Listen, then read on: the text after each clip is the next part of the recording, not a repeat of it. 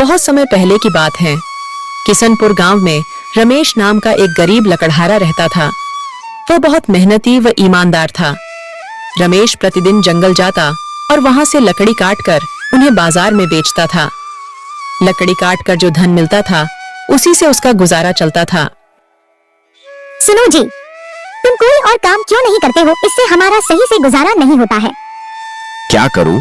भाग्यवान कोई और काम भी तो नहीं मिल रहा है। अगले दिन रमेश लकड़ी खोजते खोजते घने जंगल में पहुंच जाता है।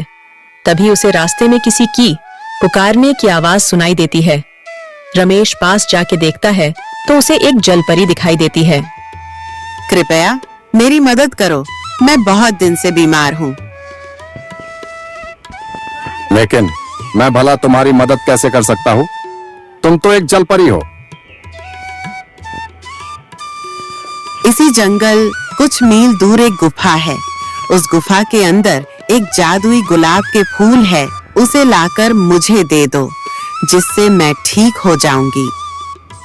रमेश जलपरी की बात मानकर उस जादुई गुलाब की तलाश में चल देता है।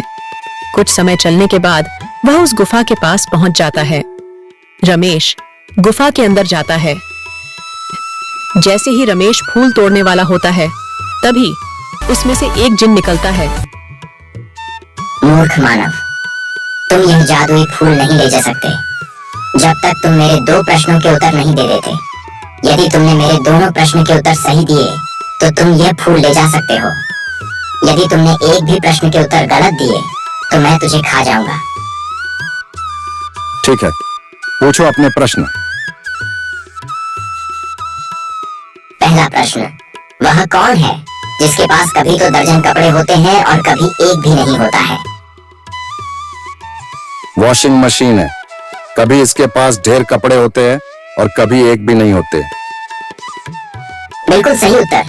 दूसरा प्रश्न, वह क्या है जो है तो सोने की मगर सोने से भी सस्ती है?